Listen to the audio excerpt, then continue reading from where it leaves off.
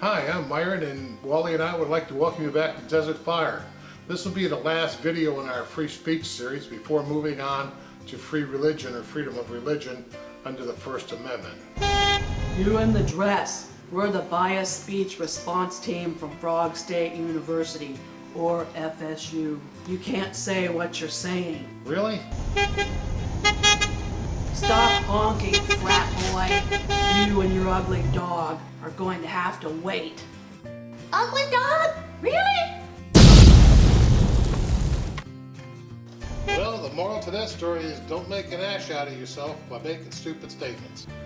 Individuals who suppress the free speech right of those they disagree with seem to believe that they are on the right side of history, and therefore they have the moral authority to prevent others they disagree with from speaking. This problem is throughout the country. However, in most places, it's a one-off, very rare type occurrence, except on college campuses where it is a problem of epidemic proportions. There's 5 ways that I know of that individuals on college campus suppress the free right speech about other students. The first method, vandalism or theft, usually occurs when somebody disagrees with speech that is either contained in a pamphlet, school newspaper, at one of their what they call tabling events where they set up tables and pass out literature. Examples of these are stealing pamphlets or ripping posters down off bulletin boards announcing speaker events or meetings. The next way that individuals suppress free speech of other people on campus is through what's called bias response teams. And these are relatively new. To investigate reports of hate speech and bias speech. The problem is, well, there's actually 2 problems. The first one is they define hate speech and bias speech so broadly that it includes any speech that offends somebody. For example, one student was reported by his roommate for watching Ben Shapiro, a conservative commentator. So far, the Foundation for Individual Rights in Education has identified over 230 universities that have these bias response teams. 167 are state universities bound by the First Amendment. Of these, FIRE was able to obtain documents from 104 universities, state universities, that allowed them to evaluate the mission of their bias response team. In every case, they found that these bias response teams infringed on the freedom of speech of their students and faculty.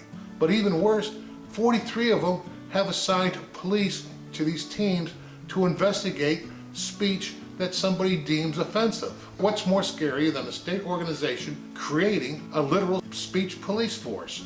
Well, I guess having a speech cop banging on your door wanting to know why you said what you said might be a little bit more scary. And I come to think about it, another thing that's probably a little bit more scary is that these teams encourage the students to dime out their friends. Now, I don't want to be putting on my tinfoil hat again, but this sure does sound a whole lot like the NVKD, the secret police of the old USSR, and their program, or rat out your neighbor, for impure thoughts. It's absolutely scary. And the way that individuals use this to suppress free speech is that they report people who they think said something offensive, and it causes a chilling effect. In a recent survey, FIRE found over 16%, almost 17% of students self-censor themselves out of fear of being reported. A second method used by individuals to force people to self-censor is when professors either explicitly state or implicitly imply that any student who voices an opinion they don't approve of, whether it's in class, on a paper, or on a test, will receive a lower grade. I have no idea how many professors engage in this activity, but given the fact that FIRE's recent survey found that over 20%, almost 21% of the students self-censor in class because they fear lower grades, I think it's not an isolated problem. FIRE's recent survey has found that 43.8% of the students self-censor out of fear of a lower grade or being reported to authorities. That number equates to over 4 million adults who are afraid to engage in their First Amendment rights. That, in and of itself, is a crisis. The fourth way that individuals suppress speech on college campuses is through what's called the heckler's veto. And there's 2 variations of this odious creature. Yes, it's odious. The first is a person will find out that an organization has invited a speaker they disagree with, And they'll go out and organize a writing campaign where students and alumni write or send emails to college administrators demanding that this person be disinvited. And all too often, the administrators cave.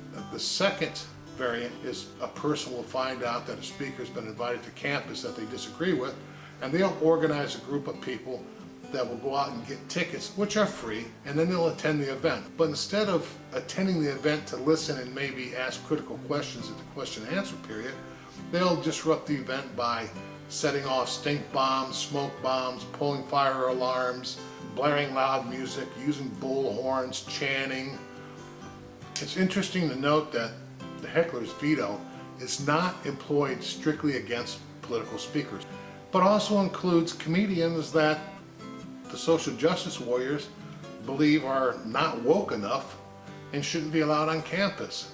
It's gotten so bad that many of your top comedians refuse to perform at college campuses, including Jerry Seinfeld. And these are not isolated instances, they're widespread. They happen constantly. The fifth way and the final way that individuals suppress free speech of others is without a doubt the most dangerous way, and that's through good old-fashioned violence, where the instance of people resorting to violence to prevent speech is not isolated. It's not a one-off. It's happening more and more often and is getting to the point where it's almost insanity.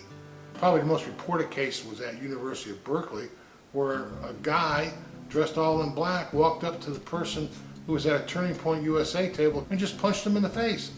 Really hard, punched him in the face.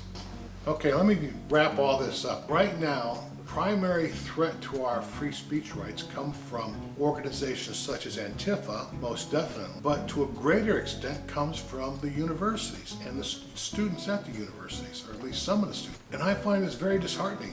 Up until the 70s, maybe the 80s, it was the states and the federal government that seemed to be passing laws that restricted free speech. And the universities were the ones promoting free speech. And today, it's the universities fighting for censorship and the states fighting to protect the First Amendment. How to get that backwards? Right now, today, 28 states have pending legislation that would require their state universities to fully respect the First Amendment freedom of speech rights. Another 14, including Arizona, have already passed First Amendment campus laws. And what I find even more discouraging is the AAUP, the American Association of University Professors, have come out opposing First Amendment campus laws. And their Orwellian logic seems to be that it infringes on the professors' ability to govern the universities. Well, the professors never had unfettered ability to govern anything. They had to govern it within the scope of the Constitution, at least on the state campuses. Why is free speech so important? It's because every dictator, before they became a dictator, attacked the free speech of his opponents first, and that was the way they gained power. You can go right down the list. You can start with Hitler and Mussolini. Those are two prime examples. Mao Zedong, Lenin, Gaddafi, Castro, Hugo Chavez, the Saudi royal family. And once they came to power, in order to keep it, they had to continue to suppress free speech. And you can see this by, again, Hitler, Mussolini, Stalin and Khrushchev, Hugo Chavez and now Maduro, Castro, first Fidel and now his brother, Deng Xiaoping and Xi. Gaddafi's another one until he sort of got whacked. And today in Iran, it's the crazy clerics. So yes, free speech is very important. It's fundamental to a free democracy. Without free speech, we can't have a free democracy. So please, let us protect and cherish this gift others have bought for us. Thank you.